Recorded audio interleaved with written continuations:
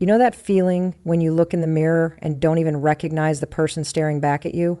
When you wake up every morning, exhausted, physically, emotionally, because your life feels like it belongs to everyone but you. You give, you sacrifice, you show up for everyone else, but when was the last time you showed up for yourself? When was the last time you asked, what do I want? What do I need? Women are taught from a young age that our value is in what we do for others, that being selfless is noble, that saying no is selfish, that our worth is tied to how much we can carry. But let me tell you something. Your worth is not measured by your exhaustion. Your power is not in how much you give, it's in how much you grow. And that growth, that power, it starts the moment you decide right now that you matter, that your dreams, your peace, and your happiness are not negotiable. So today, I want you to take a deep breath, sit up straight, and listen carefully, because this isn't just another pep talk. This is your wake-up call. This is about taking your power back. You are not responsible for fixing everyone. Let that sink in. How many times have you put your own needs on hold to take care of someone else? How many nights have you stayed awake worrying about problems that weren't even yours to solve? How many times have you sacrificed your own peace, your own happiness, just to make sure everyone around you is okay? Women are conditioned from a young age to believe that our value comes from how much we give, how much we care, and how well we keep everything together. We are the problem solvers, the caretakers, the ones who step in when things fall apart. And while love, kindness, and generosity are beautiful qualities, somewhere along the way, we started believing a lie. The lie that it is our job to fix everyone, that it is our responsibility to heal others, to carry their burdens, to keep everything running smoothly, even at the cost of our own well-being. But here's the truth that no one tells you. You cannot save people from themselves. You cannot carry their pain for them. You cannot force them to make better choices, to grow, to heal, or to change. That is their journey. And the more you try to do it for them, the more exhausted, frustrated, and empty you will feel. Think about how much energy you spend worrying about other people. You try to make sure they're happy, that they don't feel alone, that they don't struggle. You feel guilty when you can't help them, and worse, you blame yourself when things don't improve. You replay conversations in your head, wondering if you could have said something differently, done something more. And slowly, without even realizing it, you start carrying a weight that was never meant to be yours. But let me ask you something. While you've been so busy taking care of everyone else, who has been taking care of you? Because the more you make other people's problems your own, the more you disappear. You lose yourself in their chaos, in their struggles, in their drama. And that is not love, that is not kindness, that is self-abandonment. Loving people does not mean losing yourself in them. It does not mean making yourself smaller so they can be comfortable. It does not mean sacrificing your peace just to keep them from feeling pain. It is not your job to heal the wounds that someone else refuses to address. It is not your job to rescue people who don't want to be saved.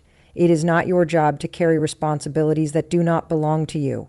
And here's the hardest truth of all. Sometimes the most loving thing you can do for someone is to step back and let them figure it out on their own. Sometimes the kindest thing you can do is to stop fixing, stop saving, and allow them to take responsibility for their own lives. That doesn't mean you stop caring. It doesn't mean you stop supporting or being there when they truly need you. It means you set boundaries. It means you understand that your well-being matters just as much as theirs. It means you recognize that you are not obligated to set yourself on fire just to keep others warm. So what does that look like in your life? It looks like saying no when something drains you. It looks like letting go of guilt when you choose yourself. It looks like reminding yourself that you deserve love, peace, and happiness too.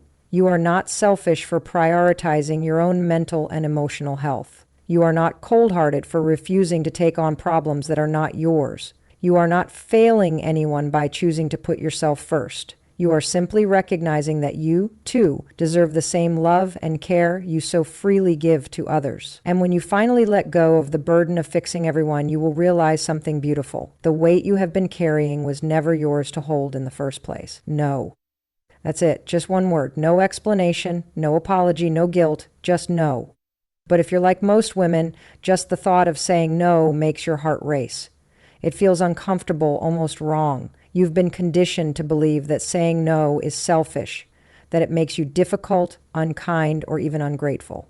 You've been taught to be agreeable, to avoid conflict, to always be available for others. Because if you're not, you might disappoint someone. And that feels unbearable. So instead of saying no, you say yes, again and again. You take on extra work even though you're exhausted. You agree to plans you don't want to attend. You listen to people vent for hours even when you have nothing left to give. You show up, you smile, you push through, all because you don't want to let anyone down. But here's the truth. Every time you say yes to something that drains you, you are saying no to yourself. No to your peace, no to your rest, no to your priorities, your dreams, your well-being. And here's the part no one tells you.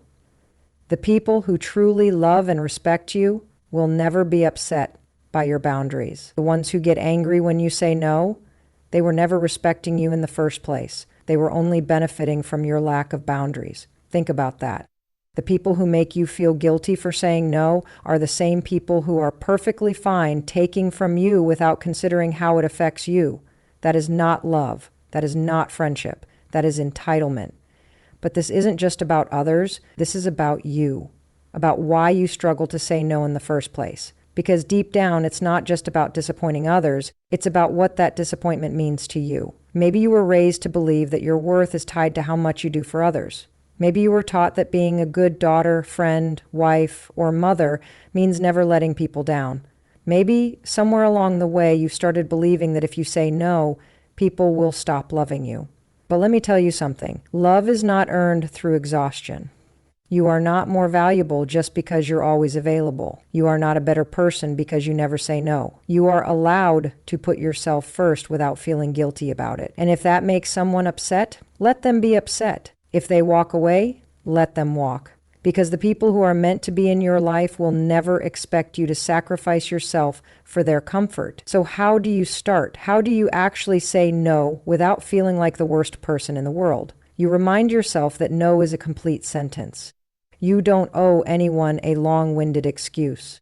You don't need to justify protecting your time, energy, and peace. If someone asks you to do something you don't want to do, no, I can't. If someone pressures you for an explanation, I don't have the capacity for that right now. If someone tries to guilt trip you, I understand you're disappointed, but my decision stands. No anger, no drama, just clarity, strength, confidence. At first it will feel uncomfortable. You might even feel guilty. That's normal. That's years of conditioning trying to pull you back into old habits. But every time you choose yourself, every time you say no to something that doesn't serve you, it gets easier. And then one day you'll wake up and realize that saying no is not just about setting boundaries with others. It's about setting boundaries with yourself. It's about deciding that you will no longer betray yourself to make others comfortable, that you are done shrinking, done people-pleasing, done putting yourself last, because your time, your energy, your peace, they are yours. And you are no longer giving them away so freely. There comes a point in every woman's life when she realizes something painful but powerful. Not everyone respects her time, her energy, or her emotions. Some people take, and take, without ever thinking about how it affects her. And if she doesn't set boundaries, she will wake up one day completely drained, exhausted, and resentful. Maybe you've been there. Maybe you're there right now. You feel like you're being pulled in 1,000 different directions, constantly saying yes to things you don't want to do, constantly putting other people's needs before your own. And deep down, there's a small, quiet voice inside you whispering, I can't do this anymore. That voice, that's your inner wisdom. That's the part of you that is desperate for boundaries. But here's where most women struggle. We hear the word boundaries and we think it means pushing people away, being harsh, or saying no to everything. But that's not what boundaries are.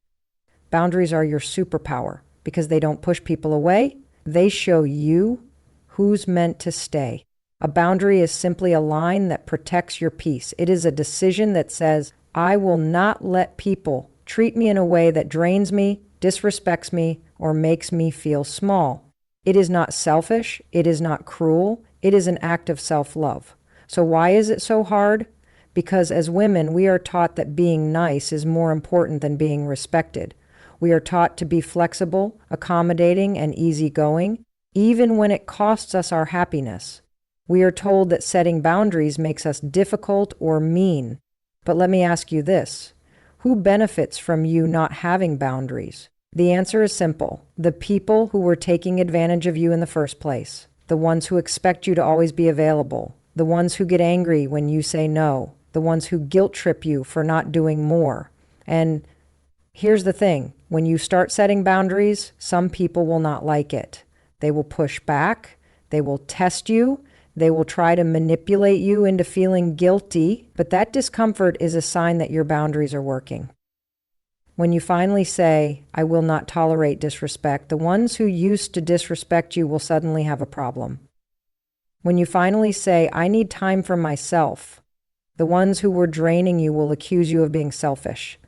When you finally say, "No, I can't help with that," the ones who relied on your exhaustion will get frustrated. Let them. Because the people who love you, who truly value you, will respect your boundaries. They might not always understand them right away, but they will respect them. And the ones who don't, they were never truly on your side. So how do you start? How do you actually enforce boundaries in your life? First, you have to decide what matters to you. What drains you? What makes you feel unappreciated, overwhelmed, or disrespected? Pay attention to those feelings because they are signals. Every moment of frustration is your soul telling you where a boundary is missing. Second, you have to be clear. A weak boundary sounds like, "I wish you wouldn't call me so late at night." A strong boundary sounds like, "I don't take calls after 9 p.m. One leaves room for negotiation, the other is firm and clear. Third, you have to enforce them, because a boundary means nothing if you don't follow through.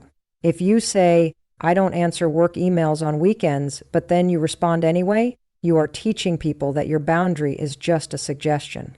And finally, you have to let go of guilt. This is the hardest part. You might feel bad at first. You might wonder if you're being too much.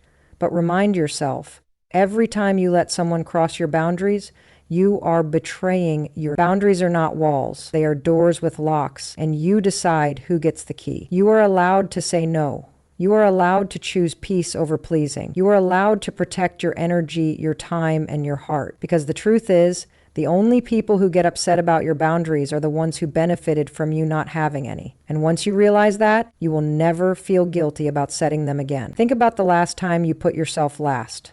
The last time you silenced a dream, ignored an idea, or pushed aside something you really wanted just because life got busy, responsibilities piled up, or you felt like your dreams didn't matter as much as everyone else's.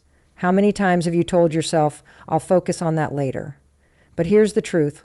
Later is a lie. Later is an excuse. Later is the story we tell ourselves when fear creeps in. Later is the thing that keeps us stuck, watching other people live the lives we were meant to live. Your dreams deserve your attention. Not tomorrow, not next year, now. But for so many women, prioritizing ourselves feels impossible. We spend our lives taking care of everyone else. Our kids, our partners, our families, our jobs, until there is nothing left for us.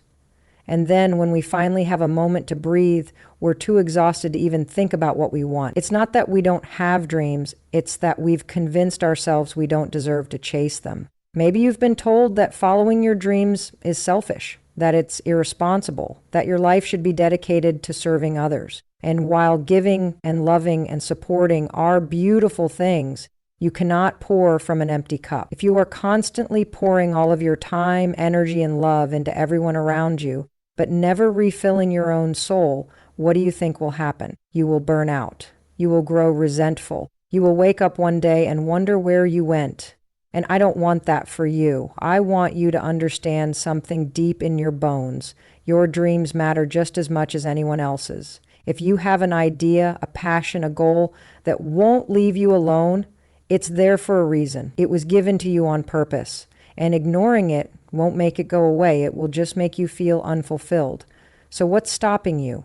What's holding you back from giving your dreams the attention they deserve? For most women, it's fear. Fear of failure, fear of judgment, fear of what people will say if they see you stepping into a version of yourself they're not used to. But let me tell you something. Fear is a liar. It will convince you that you're not good enough, that you're too old, too young, too late, too busy. Fear will give you every excuse in the book to stay where you are. And do you know what happens when you listen to fear? Nothing. Nothing changes, nothing grows, nothing moves forward. But the moment you decide, really decide, that your dreams deserve your attention, that's when everything shifts. Because when a woman decides to focus on herself, when she decides to stop apologizing for wanting more, when she stops waiting for permission and just goes for it, she becomes unstoppable. So what does that look like in real life? It looks like carving out time for what matters to you, even if it's just 30 minutes a day. It looks like saying no to things that drain you so you can say yes to things that inspire you. It looks like believing in yourself before you have proof that you'll succeed. It looks like starting before you feel ready. Because here's the secret no one tells you. You will never feel ready. There will never be a perfect time. There will always be obstacles, responsibilities, things that demand your attention. But if you don't make time for your dreams, no one else will. So today, right now, I want you to make a decision. Not a wish, not a hope, a decision. Decide that you are worthy of your own time and energy. Decide that you are done waiting for permission. Decide that you are going to take one small step today, not tomorrow, towards something that lights you up. Because every single woman who has ever built something incredible, who has ever changed her life, started with one thing, a decision to finally focus on herself. Have you ever scrolled through social media, looked at someone else's life and thought, why am I not there yet? Maybe it's another woman who seems to have it all together, the dream career, the perfect family, the confidence, the success. Maybe it's someone who started at the same time as you but seems miles ahead. Or maybe it's just that sinking feeling in your chest, that whisper in your mind telling you that somehow you're falling behind. But let me tell you something, comparison is a trap. And if you're not careful, it will steal your joy, your motivation, and your belief in yourself. We live in a world where it's easier than ever to see what everyone else is doing. We see their wins, their highlights, their perfectly curated moments. But what we don't see is the struggle. We don't see the late nights, the doubts, the failures, the moments they wanted to quit. We don't see the real story. We only see the result. And when you compare your behind the scenes to someone else's highlight reel, you will always feel like you're not enough. But here's the truth. You are running your own race. Your journey is not supposed to look like hers. Your timeline is not supposed to match theirs. You have your own lessons to learn, your own challenges to overcome, your own path to walk. And the more time you spend looking at someone else's life, the less time you are focusing on building your own. Think about that. Every time you compare yourself to someone else, you are wasting energy that could be used to grow, to create, to improve yourself. Every moment spent wishing you had what someone else has is a moment you could be using to work toward what you want. And let's be honest, comparison isn't just exhausting, it's unfair. Because when you compare yourself to someone else, you are only seeing a fraction of their story.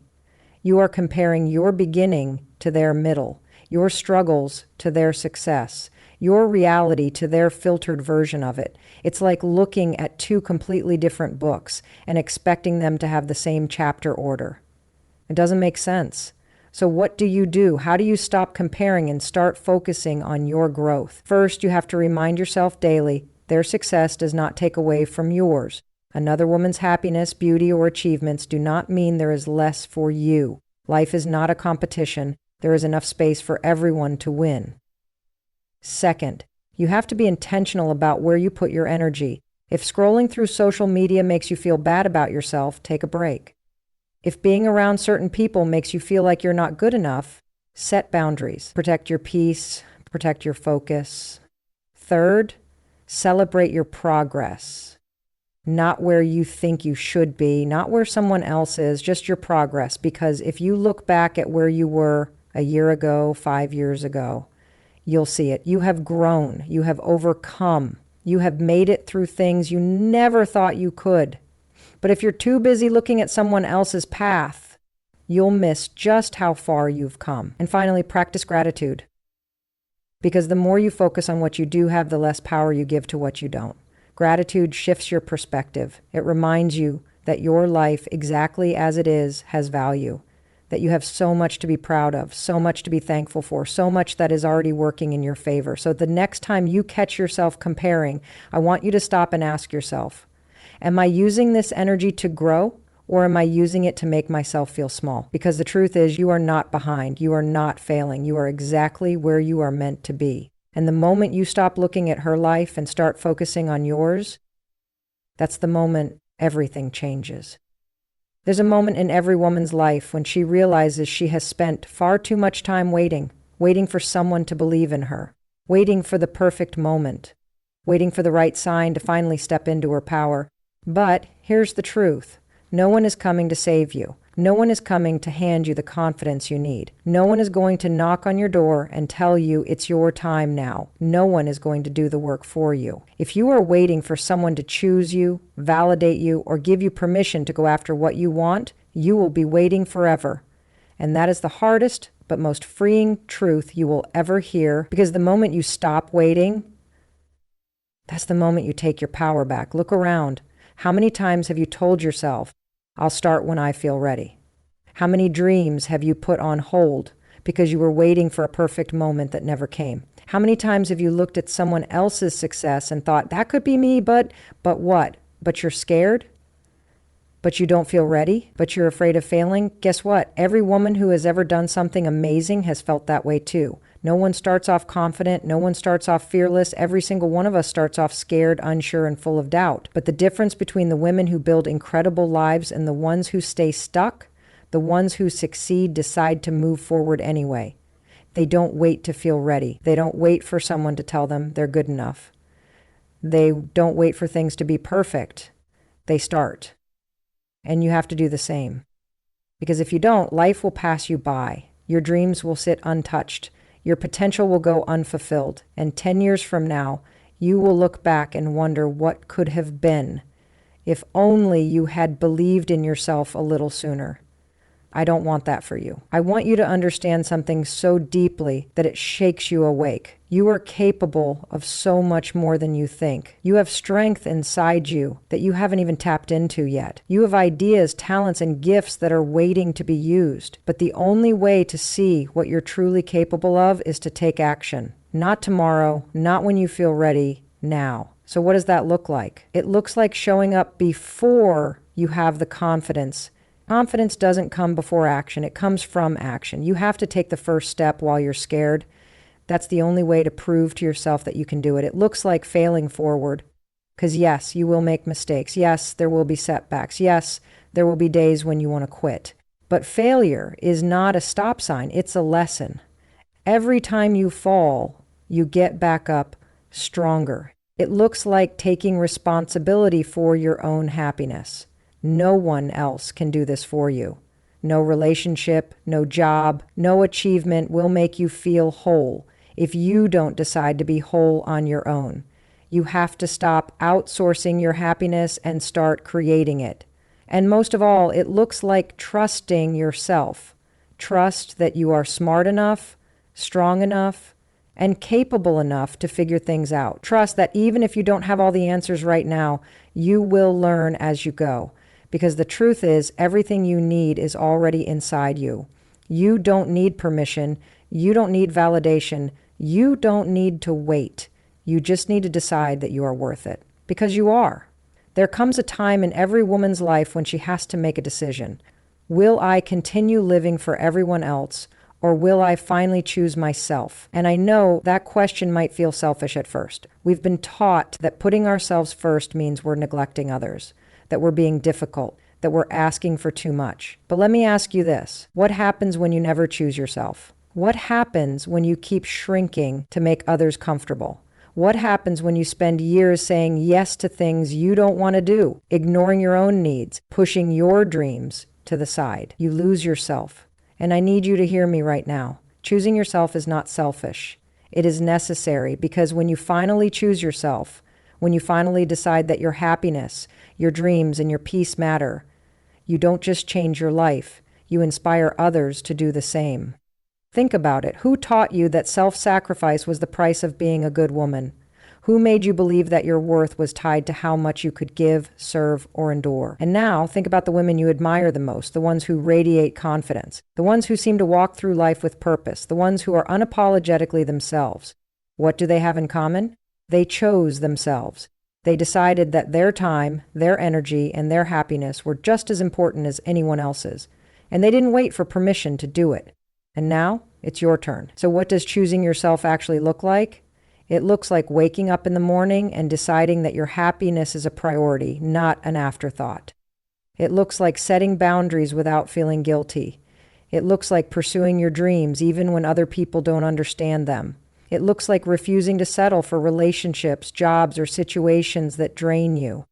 It looks like looking in the mirror and deciding, I am enough exactly as I am. And it looks like giving yourself the same love, patience, and care that you've spent your entire life giving to others.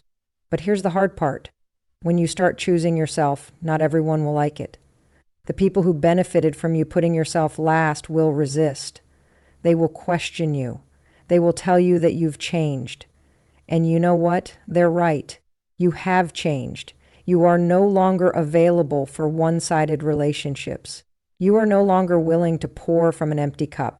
You are no longer interested in living a life that pleases everyone but yourself. And that's a good thing. Because the people who truly love you, the ones who respect you, they will adjust. They will understand. They will support you. And the ones who don't, they were never meant to stay. So today I want you to make a promise to yourself.